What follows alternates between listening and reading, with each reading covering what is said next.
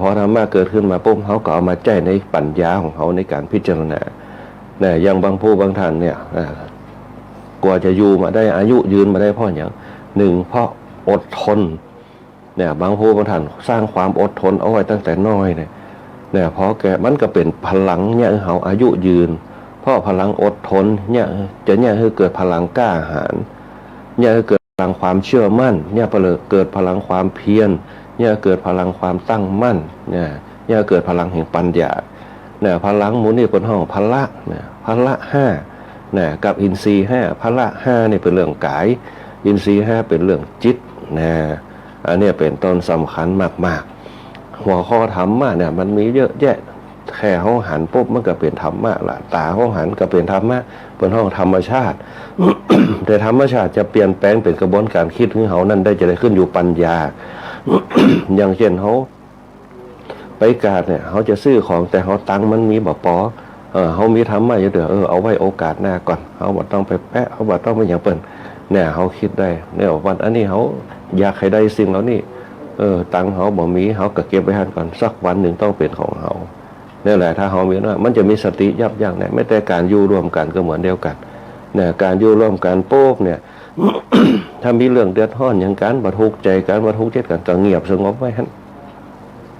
อยู่กับตัวกับตนได้เมื่อเงียบสงบมันก็อยู่เป็นสุขอยู่กับตัวเขามันก็มาสร้างพฤติกรรมเนี่ยเขาใจร้อนพอเขาคนเขาบาดใจร้อนโป๊กมันก็เนี่ยเขาใจเย็น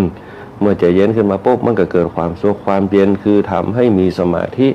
ทำให้มีสมาธิเป็นตัวเชื่อมโยงเป็นปฏิสัมพันธ์ทำให้เกิดพรหมวิหารธรรมสี่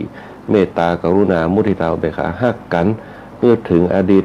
ก่อนมาที่อยู่ด้วยกันอยู่ร่วมกันร่วมทุกข์ร่วมสุขกันมามีความเอ็นดูซึ่งกันและกันมุทิตายินดีซึ่งกันและกันเนี่ยเขามีกันได้เยอะ เขาอยู่ด้วยกันได้เยอะนี่คือความเขามีมุทิตายินดีต่อกันถึงจะมันจะเท่าจะแก่เนี่ยอยู่ด้วยกันมาย้ำนุ่มเป็นสาวหน้าฮักหน้าไข่หน้าใส่ใจกันเนี่ยพอแก่ตัวเรามาพ่อเขามีความมุทิตายินดีซึ่งกันและกันเขากันนึกถึงความสุขภายในความสุขภายในเนี่ยมันก็มีอยู่สองคนนี่แหละที่จะอยู่รวมกันเนี่ยอยู่คนเดียวมันก็เหงาหงอยเนี่ยเขาจะสร้างเปื่อนขึ้นมาเปิ่นถึงบอกสามีภรรยาสร้างขึ้นมาเพื่อเป็นคู่หูคู่ทุกข์คู่ยากซึ่งกันและกันนะอันนี้แหละมันจะหู้กับความสุขที่ถาวรความสุขที่ทำให้อายุยืนเนี่ยเป็นต้นแต่สิ่งที่สำคัญที่สุดคือภายในเนี่ยเมื่อเขาจะทะเลาะกันปุ๊บเขาจะเดือดร้อนเขาใจห้อนซึ่งกันเงียบเหียสงบสติเหียนะแปลงอารมณ์ห้อนให้เป็นอารมณ์เย็นแปลงอารมณ์เย็นให้เป็นอารมณ์ร่าเริงเนี่ยมันก็จะเกิดความนี่แหละคนเฒ่าแก่เขาเนี่ยเวลาอยู่ด้วยกันปุ๊บเนี่ยนี่อย่างเป็นอยู่ถึงอยู่ด้วยกันจนเฒ่าจนแก่จนตายจากกันไปเนี่ยเพราะว่าเปิดมีธรรมะนั่นแหละโดยเฉพาะเรื่องศีลเนี่ยคนเฒ่าแก่เขาจะจำได้กับแค่ศีลเป็นกับธรรมมีอยู่สองอย่างนะ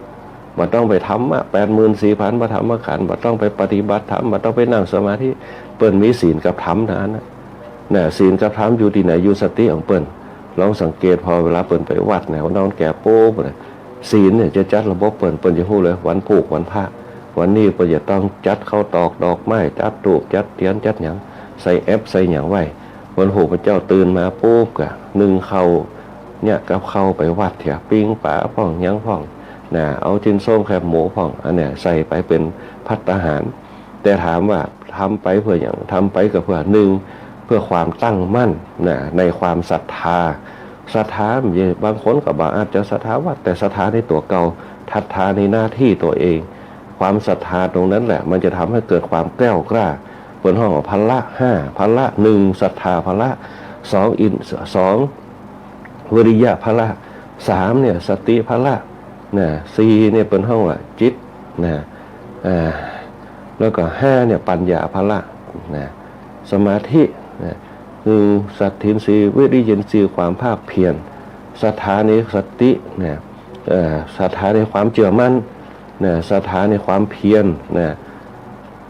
ศรัทธาในสติต่อเก่าเนี่ยเชื่อมั่นเนี่ยศรัทธาคือความเชื่อมั่นเขาจะไปคิดว่าศรัทธาคนนั้นศรัทธาเนี่ยยกย่อเถิดทูนกัน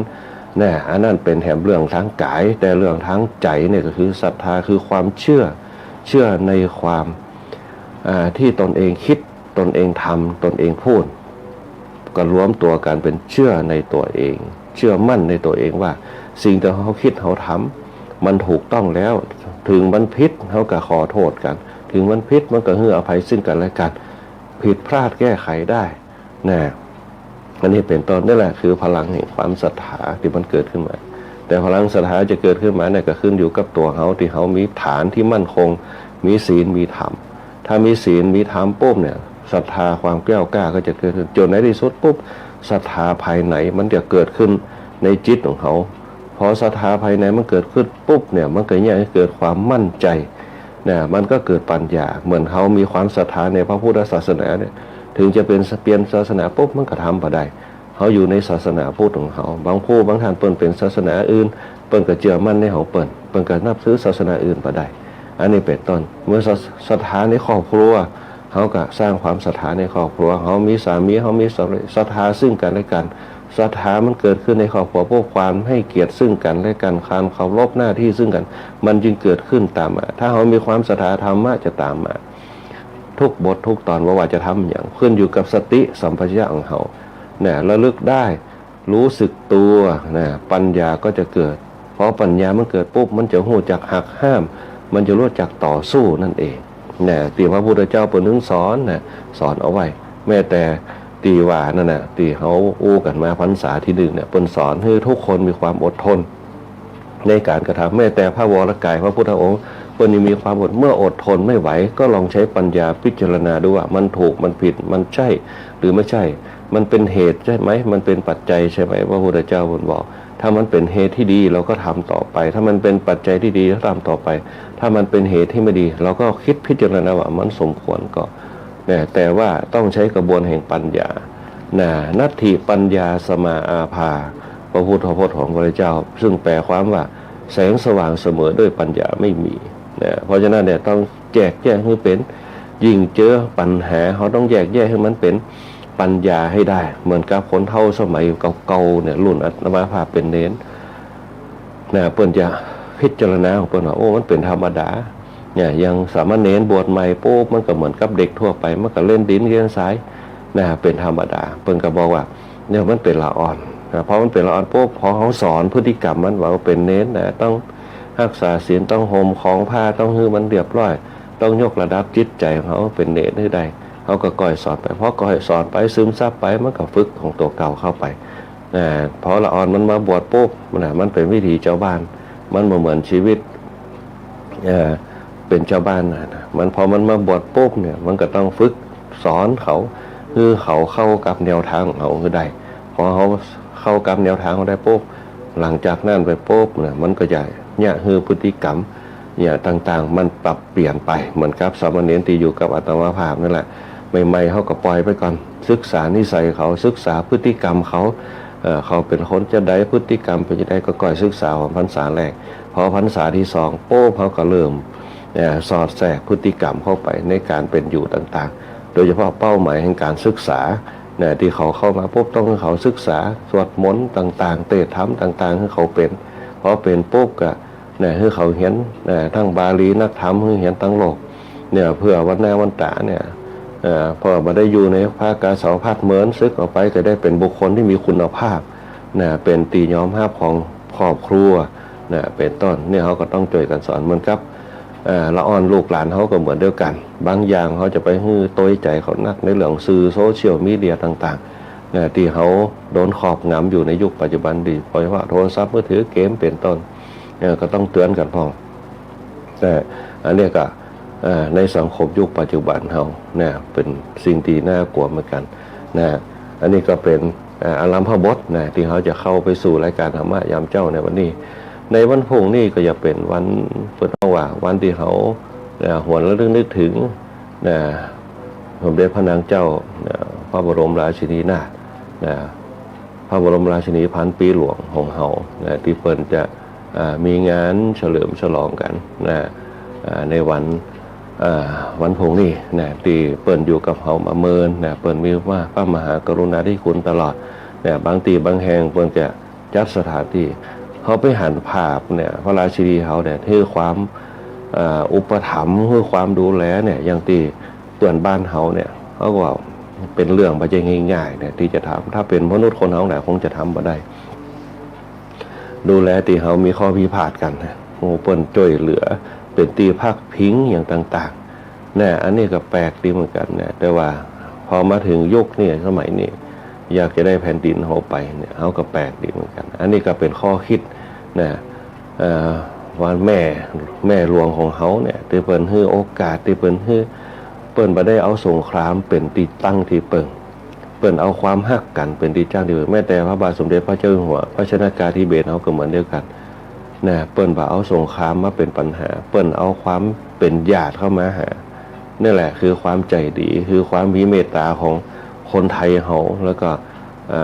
ปลมเก้าลมหัวของเขาเนี่ยเปิ้นได้ทำขึ้นมาเป็นพฤติกรรมให้กับประชาชนทั้งหลายได้เห็นว่าความเมตตาเป็นเครื่องค้ำจุนโลกเนี่ยเพราะฉะนั้นวันนี้รายการธรรมะยามเจ้าก็ขอ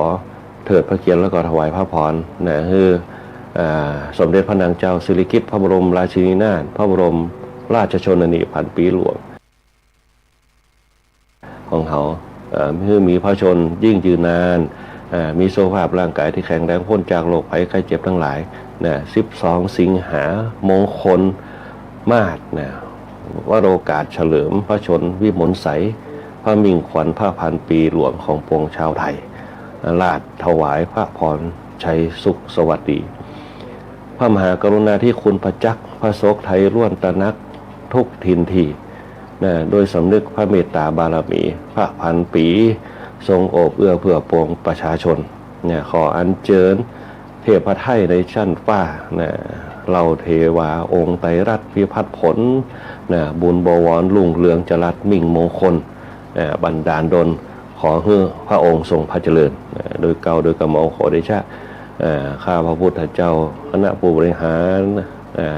แล้วก็เจ้าหน้าที่สทลำปางเราพร้อมกับรายการธรรมะยามเจ้าเนี่ยก็ขอถวายพระพรกับ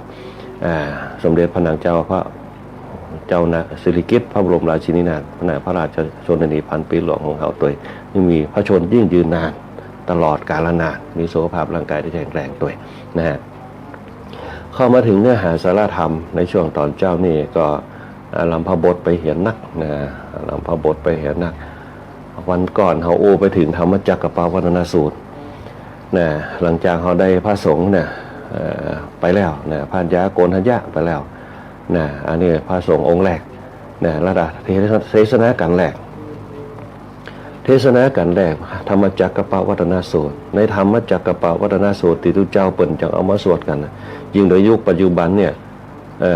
โดยเฉพาะคณะสงฆ์อำเภอเมืองลำปางเราจะใจนักที่สุดธรรมจักรปวัตนสูตรเป็นธรรมจักรเป็นธรรมะเนี่ยสร้างอภินิหารนะสร้างบรรยากาศนะคือมีปรากฏการณ์นะโดยอิทธิฤทธิปริหารต่างๆในธรรมจักรปวัตนสูตรนะคนไหนที่ท่องจำได้ก็บอกแป้ชีนะบัญชรก็บอกแป้ทำที่เขาสมบทสวดที่เขาท่องไปใน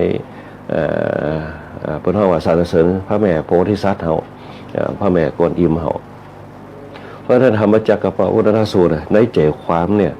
นะมันมีอยู่3 ตอนด้วยกันนะในหั่นเป็นธรรมะจั่นแรกนะธรรมะจั่นแรกที่จากก่อคือเกิดธรรมะจั่นที่2ที่3ที่4ที่5ที่6เนี่ยจนถึง 84,000 พระธรรมขันธ์นะธรรมจักรปวัตนสูตรเนี่ยตอนแรกเนี่ยเปิ่นจะมุ่งในเรื่องของบรรพชิตเฮาในเรื่องของการมุ่งความสิ้นราคะนะความติดในราคะความยินดีในราคะนะมุ่งให้หู้จักนิพพานคือการดับทั้งหลายการดับกามการดับราคะทั้งหลายนะอันนี้คือตอนแรกตอนที่2เนี่ยเพิ่นจะมุ่งเน้นในเรื่องของการแสดงธรรมะที่พระองค์ตรัสรู้นะเดินทางมาถึงมรรค8เนี่ยในอริยสัจ4เนี่ยอันนี้นี่ตอนที่2เพิ่นจะอู้ถึงเรื่องอริยสัจ4แล้วก็มรรค8ตอนที่3เนี่ยเพิ่นจะในเนื้อหาสาระเนี่ยเพิ่นจะบ่งบอกให้รู้ว่าที่เพิ่นตรัสรู้มาเนี่ยตรัสรู้โดยวิธีไหนตรัสรู้โดยวิธีจะใด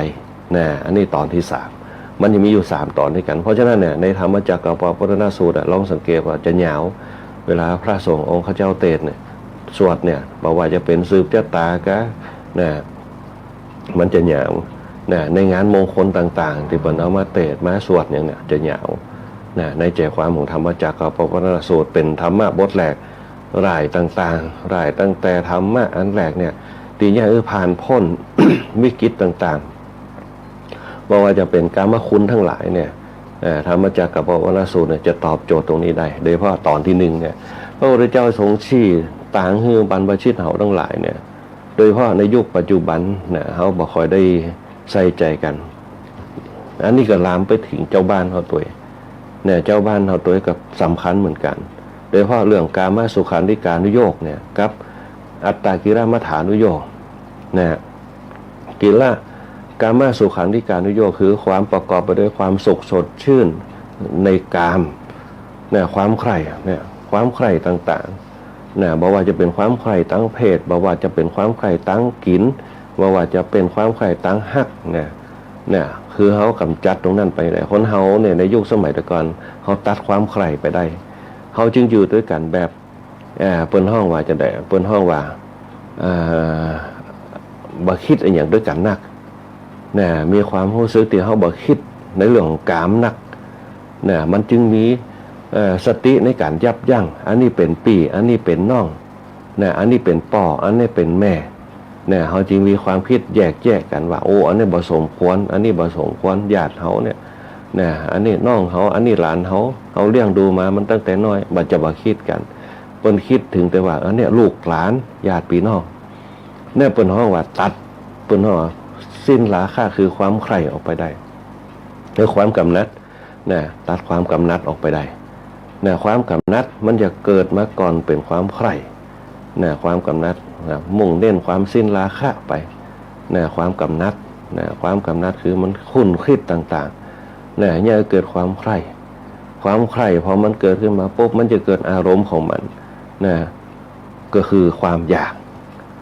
ความกำนัดความใคร่ความอยากพอความอยากปุ๊บมันเหมือนเขาอยากกินข้าวมันใจงดงิด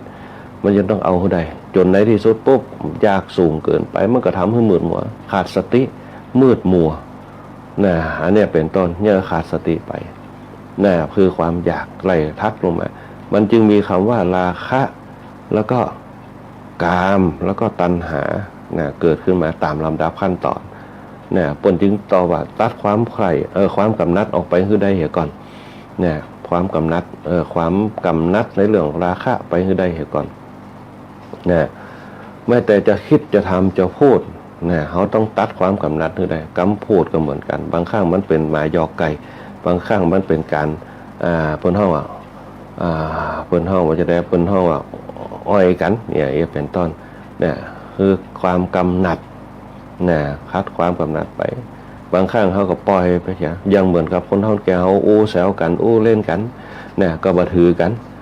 บัถือกันแล้วบ่ล่วงล้ำก้ำเกินกันเขาสามารถควบคุมสติตัวเก่าได้เนี่ยเปิ้นเฮาว่าคนบักเก่าเปิ้นควบคุมสติได้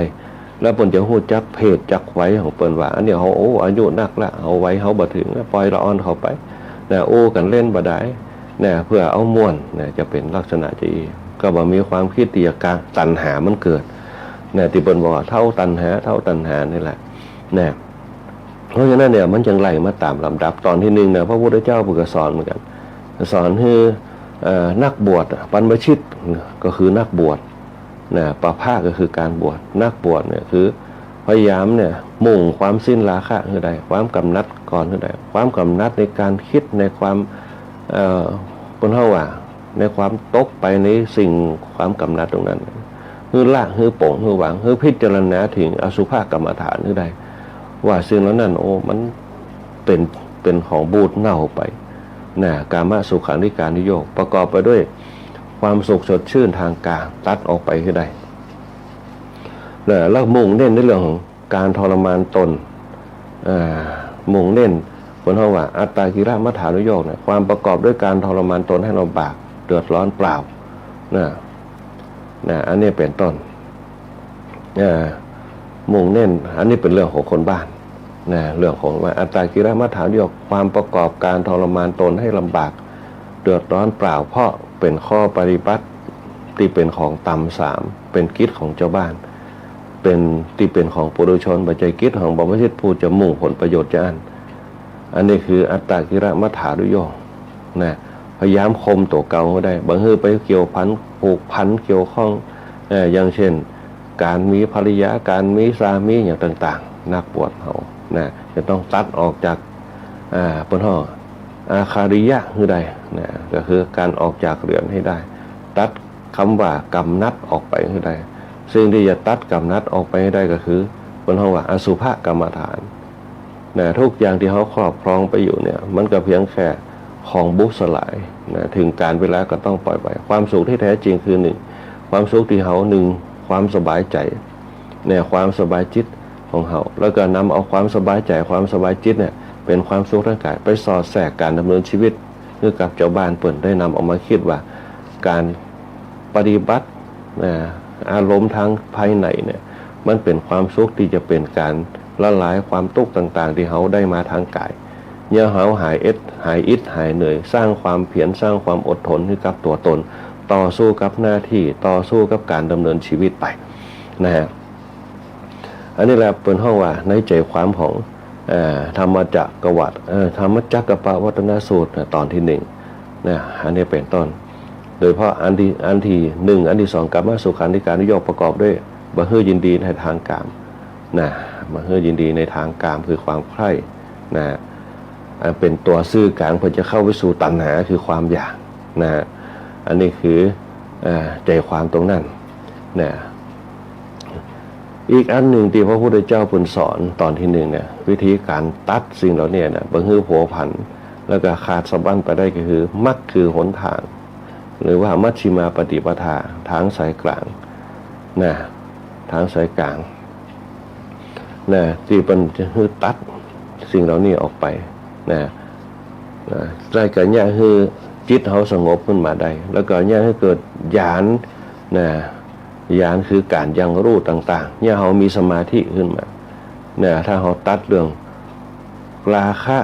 กามะแล้วก็ตัณหาออกไปได้สิ่งเหล่านั้นเนี่ยเป็นตัวสำคัญที่สุดที่อย่างมันถึงเป็นญาณเพราะว่ามันจะเนี่ยเขาวนเวียนให้เขาคิดถึงจะว่าจะเป็นกามคุณก็ตามความกำหนัดเนี่ยแม้แต่เขาจะปฏิบัติเพื่อให้เกิดการบรรลุมรรคผลนิพพานเขามีความกำหนัดอยากจะต้องได้อย่างนั้นมันก็เนี่ยถ้าเขาบอกเริ่มต้นหนึ่งแต่เขาเป็นเริ่มต้น10เลย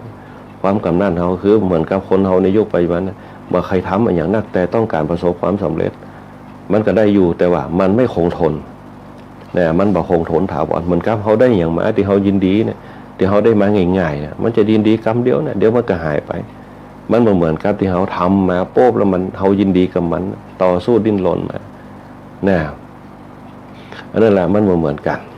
นะมันเหมือนกันเพราะฉะนั้นเนี่ยพระพุทธเจ้าเนี่ยเพิ่งจะจึงตัดในเรื่องของคนห้องว่าญาณเนี่ยให้มันเกิดเป้าหมายให้มันควบคุมผู้ใดญาณคือความอย่างรู้นะทำให้เกิดความสงบระงับแล้วก็เนี่ยให้เขาดวงตาทำให้มีปัญญาแจ้งนะเกิดความรอบรู้เกิดความดวงตาเห็นธรรมนั่นที่เป็นเป้าหมายของเขาในการดำเนินชีวิตแล้วก็เนี่ยเขาเนี่ยบรรลุเป้าหมายนะสิ่งที่เขาจะทำขึ้นมานะให้มันคงทนอยู่ได้นะพระพุทธเจ้าเพิ่งกระตึงบอกว่าหนทางมรรคแปดน่ะเป็นทางที่ดีที่สุดนะแม้แต่นโยบายของรัฐบาลเนี่ยเพิ่นอยากจะให้ประชาชนหลายลองมุ่งเน้นไปที่มรรคแปดข้อแรกนะบัดต้องว่าไปข้ออื่นลองข้อแรกก่อนเขาศึกษาข้อแรกไปก่อนทางแห่งมรรคแปดเนี่ยในธรรมจักรตอนแรกเนี่ยเป็นห้องว่าสัมมาทิฏฐิสัมมาสังกัปปะสัมมาวาจาสัมมากัมมันตะสัมมาชีวะสัมมาวายามะสัมมาสติสัมมาสมาธิ8ตัวเนี่ยหนทางที่มันเป็นเป้าหมายในการดำเนินชีวิตของเขาคือมันมั่นคงเนี่ยอันแรกความเห็นชอบในความเห็นชอบมันต้องอยู่กับตัวเขาคือใดล่ะความเห็นชอบหนึ่งนะมันจะต้องอยู่ในจิตของเขาสองจะต้องอยู่ในสติของเขาเนี่ยสามจะต้องอยู่ในปัญญาของเขาเนี่ยความเห็นดีเห็นงามเห็นชอบเลยถึงเขาจะหู้นักจะได้ก็ตามเนี่ยแต่มันอยู่ในองค์ประกอบแห่งความเป็นเท่าไหร่ความเห็นชอบความเห็นดีเหมือนกับบางครั้งเนี่ยเวลาเป็นอู้อย่างโป๊บพอมันจะคัดกันโป๊บเขาก็เงียบไปก่อนพอเงียบไปก่อนว่าปล่อยให้เป็นอู้แล้วก็เขาก่อยสรุปองค์รวมขึ้นมาเนี่ยคือเกิดเหตุแล้วก็เกิดผลในโดยรวมซึ่งกันและกัน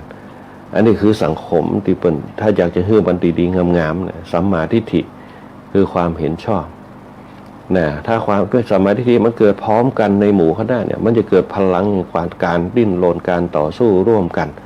มันจะเกิดพลังแห่งความศรัทธามันจะเกิดพลังแห่งความสามัคคีอันนี้คือข้อแรกสังเกตพอเนี่ยคนเขาถ้ามีสัมมาทิฏฐิต่อกันเนี่ยบ้านเมืองจะเจริญเนี่ยสัมมาทิฏฐิเนี่ยคนเขาว่าความคิดเห็นตรงกันเนี่ยจะได้ก็ไปด้วยกันเคียงบ่าเคียงไหลกันไปสุขทุกข์อยู่ที่อยู่ร่วมกันนะเป็นห้องสัมมาทิฏฐิถึงจะพิพาทกับพิพาทร่วมกันแก้ไขก็แก้ไขร่วมกันนะเพราะว่าเป็นสังคมใหญ่สังคมระดับประเทศสังคมระดับจังหวัดอำเภอเนี่ยถ้ามีสัมมาทิฏฐิลองไปเปิดดูนะฮะตีนโยบายของทั้งราชการเนี่ยตีพระบาทสมเด็จพระบรมราชินีนาถเนี่ยพระพันปีหลวงเขาเป็นต้องการอยากจะให้คนเขาทั้งหลายอยู่รวมกันอย่างแบบมีสัมมาทิฏฐิต่อกันถ้ามันเป็นไปได้นะมันจะย่าเขาโลกเขาหน้าอยู่นะแล้วละอ่อนก็ยังหู้จักฐานะของตัวเก่าว่าเขาเป็นละอ่อนเขาเป็นคนใหญ่นะไว้ของมันจะมาเป็นคนใหญ่เตี้ยเนี่ยการตัดสินใจการฮึดฮัดกันเป็นห้องว่าการบรรยอมคนเนี่ยคือหยุดพักเอาไว้ก่อนเป็นละอ่อนก็คือ1ต้องฟังโอวาท2ต้องมันทำมันเหียน3ต้องเป็นคนดีของสังคมเพื่อใดเพื่ออนาคตของชาติในวันข้างหน้าเนี่ยคนที่มีสัมมาทิฏฐิเนี่ยจะมีเป้าหมายที่ชัดเจนจะประสบความสำเร็จอย่างมีเหตุและมีผลแล้วก็เป็นที่ยอมรับของสังคมเหมือนกับประเทศไทยของเขาเนี่ยถึงวันเนี่ยถ้าเขาบ่มีสัมมาทิฏฐิเนี่ยเขาก็เหมือนกับเปิ้นใส่ไม้เขาก็ใส่ไปเปิ้นใส่ไม้ก็เลยวุ่นวายกันเนี่ยเมื่อเขามีสัมมามีความเห็นชอบพอมีความเห็นชอบปุ๊บเนี่ยชาวโลกเพิ่นก็หันเขาว่าเขามีสัมมาทิฏฐิมีความคิดดีเพราะเขามีธรรมะตรงนี้นะระบบราชการเขาเนี่ยต่างชาติเพิ่นก็ว่าอ๋ออันนี้ต่อไปเนี่ยเพิ่นก็ฮู้ละอันไหนดีอันไหนบ่ดีอันไหนที่มันเป็นโทษทำร้ายไหนเป็นตัวสร้างสรรค์สังคมโลกก็จะฮู้เนี่ยสมัยนี้แม้แต่ตัวเขาก็เช่นเดียวกันถ้าเขาทำไปปุ๊บสิ่งที่เขาทำไปปุ๊บเนี่ยสัมมาแบบสัมมาที่ทำไปตามความศรัทธาที่เขามีอยู่ที่เขาทำไปทุกวันแต่เขาทำไปโดยที่เขาไม่ได้หวังผลตอบแทนเขาทำไปเพื่อเป็นพฤติกรรมของเราจนเกิดความเห็นชอบเห็นดีเห็นงามบางครั้งก็นิ่งสงบเงียบนิ่งเพราะอย่างนิ่งเพราะ1เขาบ่ต้องการประชันเขาต้องบักก็ต้องการประจันบ่ต้องการประทะนิ่งพอถึงเวลาพวกกระแสเข้าไปเนี่ยและอีกอย่างหนึ่งพอแล้วโดนกระแทกกับมาพวกเขาก็มีอารมณ์ห่อนใส่เข้าไปนิ่งมาเป็นเนี่ยสิ่งเหล่านี้แหละมันจะเป็นตัวชนะตัวเฮาแล้วก็ชนะคนอื่นเนี่ยโดยลักเหตุลักผลมันจะเกิดขึ้นมาในสมองเฮาทันทีเนี่ยเป็นห้องสัมมาทิฏฐิเนี่ยถ้าสัมมาทิฏฐิเกิดปุ๊บเนี่ยอันนี้คือข้อแรกเนี่ยแสดงว่ายานเฮาเนี่ยเริ่มจะมีคุณภาพละ เนี่ยยานเนี่ยเริ่มมีคุณภาพถ้ามีสัมมาทิฏฐินะเนี่ยความเห็นที่ดีความเห็นที่งามความเห็นที่ตรงเนี่ยเกิดขึ้นในจิตของเขาเนี่ยเป้าหมายที่ชัดเจนมันจะบดีไปไหนอย่างน้อยก็คือถึงเขาบดีอู้เนี่ยแต่ว่าเขาก็ยังมีความสุขในตัวของเขาสักวันหนึ่งถ้าเขาอู้ออกมาปุ๊บมันจะเป็นเหตุเป็นผลอย่าให้คนอื่นได้หยุดชะงักได้เนี่ยกรรมโอกรรมจ่าต่างๆนี่แหละเป็นเขาว่าสัมมาทิฏฐิเนี่ยบางครั้งเนี่ยอู้ไปนักลงไปมันก็จะมีประโยชน์แต่ถ้าคนบอกอู้ปุ๊บเป็นมีสัมมาทิฏฐิเปิดอู้คำเดียวปุ๊บก็สะดุดขึ้นมาเพราะคำพูดบางครั้งพูดเป็นร้อยคำมันมีประโยชน์เท่ากับคำพูดคำเดียวตีพูดแล้วปุ๊บเนี่ยคนเขาคิดสะกดจิตไปเลยนี่แหละคือสัมมาทิฏฐิเหมือนกับลูกธนูเนี่ยที่เขาจะยิงไปสู่เป้าหมายเนี่ยถ้าคนเขามีสัมมาทิฏฐิปุ๊บเนี่ยลูกศรมันจะบ่ามือมันจะบ่าสั่นมือมันจะบ่าเย็นมันจะมีสมาธิแล้วกับง่างลูกศรไป จิตเขาก็ส่งไปเนี่ยฌานเขาก็ส่งไปติดเป้าหมายจุดศูนย์กลางถ้ามันตรงปุ๊บเนี่ยแสดงว่า ความคิดเห็นเขาตรงแล้วจิตเขาตรงจิตเขามันจิตเขาตรงจิตเขามันเกิดมาจากอย่างเกิดมาจากศรัทธาคือความเชื่อมั่นเสริฐมาจากสติเนี่ยคือความระลึกชอบคือความระลึกได้เนี่ยแล้วกึศถึงเป้าหมายตรงนั้นไปให้ตรงมุ่งดำรงให้มั่นมันกับปักจุบเข้าไปเนี่ยอันนี้แหละถ้ามันปักตรงกลางปุ๊บนั่นแหละยานเขาโอเคชัดเจนฌานเขาโอเคชัดเจนนิ่งไม่หวั่นไหวตรงนั่นแหละมันจะเป็นบนห้อเป็นอมตะชีวิตในการดำเนินชีวิตเนี่ยคือสิ่งต่างๆเนี่ยไปตามเป้าหมายที่เขาคิดเขาทำเขาพูดได้นั่นแหละคือสัมมาทิฏฐิข้อแรกเนี่ยพระพุทธเจ้าเพิ่งกระดึงบอกว่ามรรคแปดเนี่ยมีความคิดให้ดีมีเหตุมีผลนั่นแหละพระพุทธเจ้าเพิ่งจึงหันกลับมาเสวยพระกัญญาณตอนที่ บำเพ็ญเพียรบำเพ็ญตบะนะบำเพ็ญตบะอนุตตรสัมมาสัมพุทธญาณก่อนหน้านั้น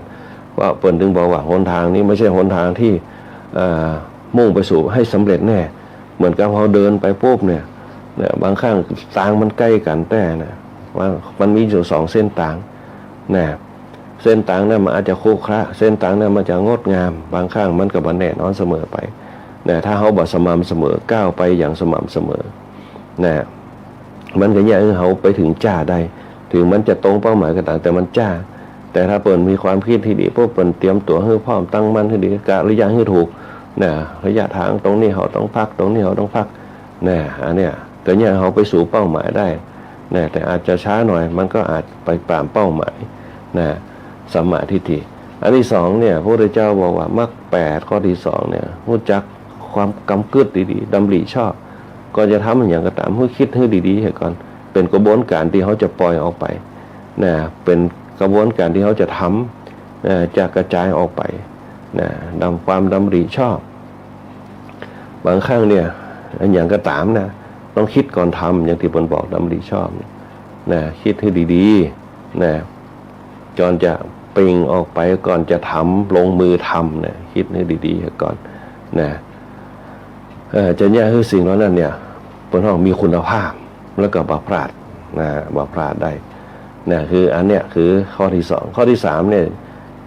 พยายามหาข้อมูลให้มันดีๆเนี่ยหาข้อมูลมันมีสติให้อยู่กับตัวให้ได้มีสัมปชัญญะอยู่กับตัวให้ได้เนี่ยคือการเจรจาการการจาพูดจาภาษากันไปในทางที่เป็นห้องว่าที่ดีงามก็ได้นะเวลาการกระจาที่อย่างเขาเวลาคนเท่าแก่มาเวลาไปหาสู้กันจากกันนะม่วนก็การการจากับลูกกับหลานเพราะมันอยู่ในวัยเดียวกันจากันไปพวกมันจะบ่เครียดนะเพิ่นจะถึงเรื่องลูกเรื่องหลานเรื่องหน้าที่การงานเรื่องหน้าที่การทำบุญทำทานสังเกตพอน้องแกเอาแล้วแกตอบเพิ่นจะเรื่องการบุญการทานการงานนะตีลืมบ่ลืมแต่คือการงานยังถามอยู่ลูกคนน้อยคนหยังทางการที่ไหนนะเป็นต้นแต่ลึกๆขึ้นมาแล้วพวกคนน้องแกเพิ่นจะถึงเรื่องความสบายใจบ่อยากเอาเรื่องที่มันตุกใจมากันเหมือนเขาว่าเจรจาชอบมันจึงเข้ากันเหมือนกับเขาไปกราบไปอย่างนี้แหละคณะสัตยาญาติโยมทั้งหลายเนี่ยอย่างการหัวขวาการออมสินการราชวงศ์การที่เขาไปซื้อของซื้ออย่างมันได้เจรจาชอบมันได้ปฏิสัมพันธ์มันได้ประสานไมตรีซึ่งกันและกันเนี่ยบางคนก็ไปกินข้าวในการในอย่างนั่งกินข้าวปุ๊บถึงจะเป็นสภาพที่เปิ้นเฮาว่าคนพลุกพล่านก็ตามแต่เฮาได้มิตรสัมพันธ์ซึ่งกันได้บรรยากาศนะถึงมันจะบ่ใจแอร์เย็นๆแต่เฮาได้บรรยากาศได้ได้จ่าได้กินของถูกใจนะมันเหมือนกับคนนอนแกเฮากินของถูกใจคือได้กินแกงแค่ได้กินแกงหน่อไม้ได้กินแกงผักได้กินลาบกินซ่าอย่างต่างๆนะมันถูกใจเพราะมันถูกใจปุ๊บมันก็เนี่ยคือชื่นใจปิติมันเกิดเนี่ยขนาดการกินนะเพิ่นเฮาว่าเฮาไปไหนมันอยู่ที่การเจรจาปราศัยมิตรไมตรีสัมพันธ์ถ้าไมตรีซึ่งกันและกันมันจะอยู่ในข้อนี้แหละเจรจาชอบเนี่ยเฮาไปถึงไหนปุ๊บบางครั้งเฮาบ่ได้เจรจาในคำพูดเฮาเจรจาด้วยสายตาเฮายิ้มให้กันเนี่ยเฮาพอกันแล้วยิ้มให้กันเนี่ยเพิ่นเฮาว่า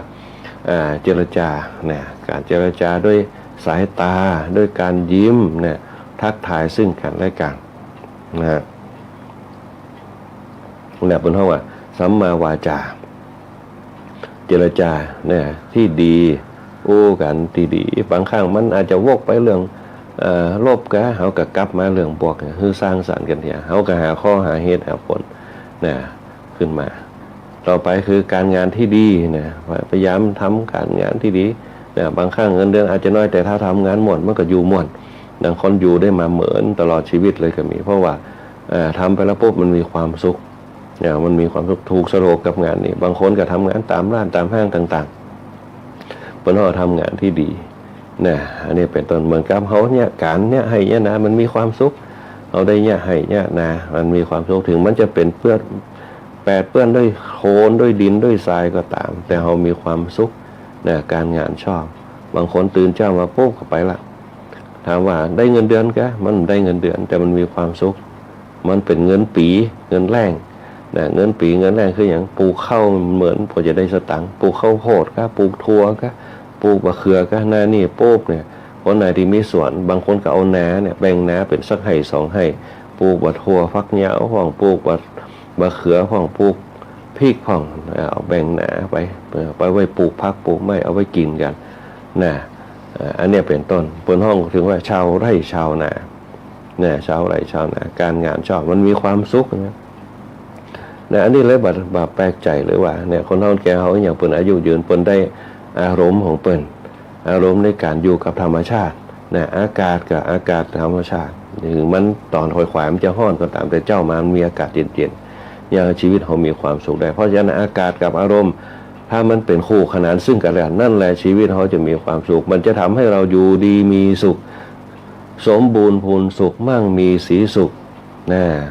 แล้วก็อยู่เย็นเป็นสุขตามมานะมันจะตามโครงสร้างของมันเลยนะอันนี้เป็นเพราะว่าการเจรจาชอบการงานชอบนะเรื่องทำงานตามที่เขามีความสุขแล้วก็ต่อไปเลี้ยงชีพชอบเรื่องชีพชอบนี่ก็คือดำเนินชีวิตไปตามการอยู่ของเขานะเขาจะต้องหาวิธีของคนเฒ่าแก่เขาในยุคสมัยก่อนเปิดเลี้ยงชีพชอบอายุเปิดถึงยืนกันนะกินจิ้นกินเซิร์กเนี่ยบ่ค่อยกินกันเท่าใดชนมากจะเป็นพักไม่ใส่เครือต่างๆในยุคสิ่งสมัยแต่ยุคนี้มันจังหวะเนี่ยธรรมชาติมันโดนปนห้องบันทอนไปเหมืองอย่างต่างๆก็ใส่ต่อกันให้หมดเนี่ยตั้งสมัยแต่ก่อนปุ๊บหน้านี่ปนห้องหน้าเอาน้ำลงแม่หวังเนี่ยปนห้องขังน้ำปนจะไถนาก่อนเพราะได้กาเนี่ยมันใหญ่แล้วปุ๊บเข้ามันเริ่มเขียวแล้วปุ๊บปนจะขังน้ำออกขังน้ำออกเปิดน้ำออกคือมันแจ้มันหักมันเน่าเนี่ยปนจะขังน้ำออกกันมันจะมีการเปิ้นห้องว่ามีพักแว่นห้องพักจุ่มปลาห้องเนี่ยเต้าห้องเนี่ยธรรมชาติเนี่ยธรรมชาติอยู่กับธรรมชาติจะกินจิ้นกินหยังงัวควายเนี่ยเมินน้ำเนี่ยจะกินเตือนปลาห้องกุ้งหอยปูปลาแล้วนี่ในสมัยแต่ก่อนจะเป็นกุ้งนะดักไซกุ้งห้องเนี่ยเปิ้นเอากุ้งมาตำห้องอย่างอันนี้อู้ถึงเรื่องการกินเป็นแบบธรรมชาตินะมีหอยเก็บหอยมาแกงมาหยังห้องอันนี้ถือว่าเป็นสัตว์นะพักนี่ก็จะตามธรรมชาติเขาปลูกสวนฝนตกมาปุ๊บกับถั่วข้าวหวานปลูกควานข้าวโพดหวานพ่องเป็นธรรมชาตินั่นแหละคือวิถีชีวิตเนี่ยย่างเขาอายุยืนแต่คนเขาในยุคสมัยประเดี๋ยวปุ๊บมันชอบง่ายๆนะกินง่ายๆจนเจ้ามากาแฟขนมปังพ่องเนี่ยอันนี้เป็นต้นเนี่ยคนเขาในยุคปัจจุบันเลยควรกันหนักขึ้นนะอันเนี้ยคนเขาเลี้ยงชีวิตชอบเลี้ยงชีวิตตามธรรมชาติเนี่ยมันต้องไปเปลี่ยนแปลงอย่างมันนักเนี่ยบางเตี่ยบางเจ็บแข้งเจ็บขามันก็มาตามการกินของเขาเองนะเจ็บหัวเข่าเจ็บแข้งโรคเก้ารูมาตอยมันก็ขึ้นมาจากโรคที่เขากินนะอันนี้เป็นเลี้ยงชีวิตชอบสุดท้ายแล้วปุ๊บเนี่ยเป็นห้องว่าดำเนินชีวิตแบบทำงานที่อย่างสุจริตเนี่ยเป็นธรรมะขึ้นมาทำงานที่อย่างสุจริตว่าต้องทำงานที่มันทุจริตเนี่ยเลี้ยงชีวิตชอบนะขึ้นมาพยายามมุ่งเน้นในเรื่องความสุจริตเอาไว้ในการทำงานกับเจ้านายมุ่งเน้นในความสุจริตตอบแทนคุณเจ้านายทำงานตามที่เจ้านายสั่งบาคิดเป็นห้องว่าบาคิดหนีงานเนี่ยอย่างเป็นต้นเนี่ยเป็นห้องเลี้ยงชีพชอบนะแล้วก็ต่อมาเนี่ยข้อที่5เนี่ยเป็นห้องพยายามชอบเนี่ยความพยายามเนี่ยเป็นปุปนิสัยของหมู่เฮาทั้งหลายเลยโดยเฉพาะชาวพุทธเฮาเนี่ยชาวไทยเฮาเนี่ยความพยายามสูงเนี่ยพยายามดิ้นรนเพื่อให้ตัวเก่ามีฐานะที่ดีเป็นหน้าเป็นตายังความสุขสบายในบ้านปลายความพยายามความพยายามนี่มีแต่ความพยายามจะต้องอยู่บนพื้นฐานแห่งสัมมาอาชีพเลี้ยงชีวิตชอบความพยายามมันจะเกี่ยวเนื่องกันถ้าความพยายามเนี่ยเขาเลี้ยงชีวิตไม่ชอบปุ๊บมันก็ยากเกิดปัญหาเลี้ยงชีพชอบเนี่ยถ้าเขาพยายามอย่างมีเหตุมีผลมีหลักมีเกณฑ์ตามขั้นตามตอนปุ๊บนั่นแหละเปิดห้องว่าความรุ่งเรืองจะเกิดขึ้นเป็นมาตรฐานแล้วก็คงอยู่ได้อย่างมั่นคงพยายามชอบพระเจ้าจึงบอกว่าวริเยนะทุกขะมัจเจติคนจะล่วงทุกข์ได้ด้วยความเพียรจะเป็นจะได้ก็ตามถ้ามันมีความเพียรแล้วปุ๊บมันบ่หนีไปไหนแห่งความสำเร็จคนจะมีความสำเร็จในชีวิตได้เนี่ยต้องอาศัยความเพียรความเพียรบางคนตุกมาตั้งแต่น้อย มาสบายยามเท่าบางคนอยากรวยสบายจะไหนมีเงินท้องใจ บางคนตุกในยามน้อยอายุยืนในยามเท่าเนี่ยคนที่อดทนยามน้อยปุ๊บมันจะเป็นพลังกายแล้วมันเป็นพลังจิตเนี่ยเขาเนี่ยจิตมันบัดตกมันบัดเศร้าหมองมันบัดตุกเนี่ยต่อสู้ได้นั่นแหละบางคนบอกโอ้ตุกแต่อายุนักขึ้นกับร่างกายก็บ่ค่อยดีมันมาจากเขาสะสมพลังภายในพลังกายมาตั้งแต่น้อยความแข็งแกร่งความศรัทธาเนี่ยมันเกิดมาตั้งแต่น้อยมันเป็นก็เท่าว่ามันเป็นองค์รวมแห่งจิตดวงหนึ่งที่สร้างความอดทนสร้างความพยายามเนี่ยเขาจึงอยู่เป็นเท่าว่าตามอายุไขอย่างนั้นภูมิต้านทานเขาจะดีขึ้นเพราะมาจากความอดทนความภาคเพียรเนี่ยอันเนี้ยมันเลยเนี่ยคือเกิดความศรัทธาความแกร่งกล้าความแกล้วกล้าเกิดขึ้นในดวงจิตของเขาเนี่ยบางคนเท่าแก่มาโป๊บเท่ายังแหงมีอยู่เอาเนี่ยเอาอย่างได้อยู่อายุ90ปลายปันรถถีบได้อยู่นั่นแหละมาจากความมุมานะบากบั่นต่อสู้กับอุปสรรคปนยิ่งบอกว่าคนเท่าร่างกายจะแข็งแรงคือออกกำลังเนี่ยเขาออกกำลังมาเป็นมาตรฐานทุกวันเขาออกกำลังอยู่ตลอดตุกมาตั้งแต่น้อยเนี่ยบางคนเฮียนจบมาปุ๊บสมัยก่อนสอบว่าหากินละเข้าป่าเข้าหยังผ่องเดินทางไกลเลี้ยงงัวเลี้ยงควายผ่องเนี่ยเอาขุดปลูกอ้อยปลูกหยังต่างๆเนี่ยลำบากตามเป็นเกษตรกรรมไปเนี่ยเขาได้ออกกำลังมาตั้งนานมันก็เลยสะสมอย่าคือหัวใจแข็งแรงปอดแข็งแรงร่างกายภายในแข็งแรงร่างกายภายนอกแข็งแรงแห่มาพอพวกพลังจิตที่ปล่อยวางได้บักกึดนักบักกึดวิตกกังวลอย่างต่างๆมันก็เลยเนี่ยคือชีวิตเขาเป็นเท่าว่าอายุยืนแล้วก็อยู่ยังมีคุณภาพอยู่ยังมีคุณภาพอยู่ยังมีคุณค่าชราอย่างมีคุณภาพไปได้นะอันนี้เป็นเท่าว่าสัมมาวายามะนะพยายามชอบความเพียรพยายามนะอีกอันหนึ่งคือสติระลึกชอบคิดดีจะไปคิดในเรื่องปัญหามีไว้แก้ไม่ใช่มีไว้กุ้มคิดให้ดีๆนะคิดหาทางเหตุแล้วก็ทางผลทางเหตุดีๆปุ๊บคิดตั้งผลที่มันดีปุ๊บมันก็เป็นองค์รวมซึ่งกันและกันเขาก็ทำไปแต่ที่มันเบาไหวมันตุกไปปุ๊บเขาต้องพิจารณาดูเหมือนกับพระพุทธเจ้าเพิ่นจะมาใจเพิ่นก็เปลี่ยนแปลงสุดท้ายแล้วพวกเป็นยังไงบรรลุเป้าหมายบรรลุมรรคผลบรรลุวิสัยทัศน์ตัวเองเกิดขึ้นมานะแล้วก็สุดท้ายตั้งใจองค์รวมเหล่านั้นคือมันตั้งมั่น นะตั้งขัดปณิธานตัวเก่าคือได้ว่าต่อไปนี่เขาจะต้องเป็นคนขยันมันจะต้องอดทนต่อสู้มันถึงประสบความสำเร็จมาวันนี้ได้เพราะอย่างพ่อเขาใครอดทนขยันมันจึงมาถึงวันนี้ได้อายุเราถึงยืนสุขภาพร่างกายแข็งแรงแล้วก็มีบ้านมีจ้องของเห็นอยู่ด้วยกันเนี่ยพ่อเขามีความตั้งใจมีตัวปนเขาไว้มีตัวควบคุมนะสิ่งเหล่านั้นแล้วก็มุ่งไปสู่เป้าหมายตามนโยบายที่เขามีอยู่ตรงนี้ตัวเนี่ยเกิดความสำเร็จขึ้นมาได้นี่แหละคือใจความตอนแรกตอนแรกในธรรมจักรกับปวัตตนสูตรเตรียมพระพุทธเจ้าบรรลุขึ้นมานะบรรลุธรรมขึ้นมาแล้วก็ตอนที่สองเนี่ยเปิ้นจะมุ่งเน้นในเรื่องของอริยสัจสี่เนี่ยอริยสัจสี่เนี่ยหลังจากเขาได้มรรคผลมรรคแปดบรรลุปุ๊บเนี่ยอริยสัจสี่เหตุปัจจัยต่างๆที่เกิดขึ้นเบื้องหน้าเขาเนี่ยเขาต้องนึกถึงหนึ่งปัญหาสองสาเหตุของปัญหาแล้วก็สามเนี่ยหาวิธีแก้ปัญหาแล้วก็สี่หนทางที่เขาจะแก้นะเขาต้องหาทางเนี่ยเขาจะแก้ปัญหาถ้าห้อนมาห้อนไปมันก็แตกกันถ้าห้อนมาเย็นไปมันก็เกิดปัญหาความสมดุลกันนี่คือการแก้ปัญหามันลุล่วงไปด้วยดีเหมือนกับเหตุการณ์บ้านเมืองเขานี่แหละแต่ถ้าเขาแก้ปัญหาอย่างเนี่ยอย่างสมัยก่อนพระบาทสมเด็จพระเจ้าอยู่หัวเนี่ยเพิ่นจะแก้ปัญหาโดยใจรักอริยสัจสี่ปัญหาเกิดจากไผเกิดจากคนนี้แก้คนนี้แก้คนนี้ทำก่อนคนนี้ทำทีหลังเนี่ยคนทำก่อนเป็นปัญหาจะได้คนทำหลังไปได้แก้ปัญหากันเพื่ออภัยซึ่งกันและกันเนี่ยสุดท้ายพวกการแก้ปัญหามันก็เกิดขึ้นมาเป็นธรรมาธิปไตยเกิดขึ้นในหลักแห่งอริยสัจสี่เนี่ยการดำเนินชีวิตเขาก็เช่นเดียวกันเขาแก้ปัญหาได้มันตกตรงไหนมันสุขตรงไหนแก้ปัญหาไปเนี่ยปัญหาในเรื่องของสังคมก็ปัญหาในเรื่องการเงินก็แก้ปัญหาไปแต่อริยสัจสี่เป็นตัวกำหนดแล้วสุดท้ายเขาก็จะเห็นหนทางแต่บางครั้งเนี่ยการเป็นเพราะว่าปัญหามันไม่จะแก้ด้วยวันเดียวนะบางครั้งอาจจะแก้ไปตลอ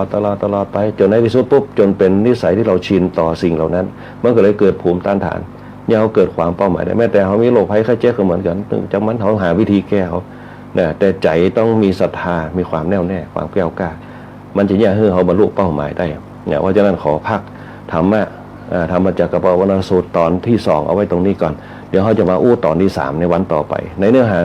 ปัญจในเนื้อหาธรรมจักรกับปวัตนสูตรเนี่ย2 ตอนที่เขาได้อู้ไปโดยเฉพาะในเรื่องแรกก็คือในเรื่องของมรรค8ตอนที่2เนี่ยในเรื่องของอริยสัจ4ตอนที่3จะอู้ถึงเรื่องของที่ปนตัสรู้มาเนี่ยปนใจวิธีไหนนะในเนื้อหาธรรมจักรกับปวัตนสูตรนวลนี่อาจจะละเอียดน้อยหนึ่งนะเดี๋ยววันต่อไปเขาจะมาอู้กันนะเจริญพรอนุโมทนากับคณะสัตยาติโยมผู้ฟังทุกคนทุกท่านตัวตีเข้ามาเป็นกำลังใจนะในรายการธรรมะยามเจ้าในช่องตอนเจ้านี่เจริญพรอนุโมทนาบุญกับคุณโยมสรวุฒิตัวคุณโยมแม่ปาน้องคุณโยมลาวันคุณโยมธนชาคุณโยมแม่อมไพตัวแล้วก็คุณโยมแดงหวานคุณโยมเพนคุณโยมมะลินะคุณโยมแม่ที่วาวันตัวคุณโยมเอราวันคุณโยมนพดลคุณโยมเมชิโกนะคุณโยมมนชนกคุณโยมอุศรีคุณโยมโชคดีมีความสุขคุณโยมแม่เป็นศรีนะคุณโยมอาเมฆคุณโยมจันทร์ฟ้องคุณโยมสมพรคุณกัลยาคุณโยมลาลาศิลเจียมสิริคุณโยมสง่าคุณโยมศรีพันธ์ตัวคุณโยมลาเข็มจิราตู้เจ้าธรรมดาตั้งเสริมงามตัวคุณโยมแสงเดือนตัวนะที่เข้ามารวมสร้างบารมีธรรมด้วยกันในช่องตอนเจ้านี่คุณโยมพรนะคุณโยมดาราศิลป์เจียมเล่คุณโยมแสงแดงคุณโยมสุชาดาคุณโยมหนานจ้างนะคุณโยมหนานจ้างเบาเวียงละกรคุณโยมอารีคุณโยมลาคุณโยมซักซีดตัวคุณโยมสง่าคุณโยมกัญญาคุณโยมบนเถียงคุณโยมอาเมียงคุณโยมอุศรีคุณโยมมนชนกตัวคุณโยมแม่ที่ว่าวันปีนานแบ่งตัวแล้วก็คุณโยมแม่เพ็ญศรีตัวคุณโยมเอราวัณคุณโยมมะลิคุณโยมแดงหวานคุณโยมลาวันคุณโยมธนชาคุณโยมแม่ปานอมคุณโยมธนากรตัวคุณโยมโสโลตัวตุปิติขามโนตุตุ้ยอภิอนันโทพิขุ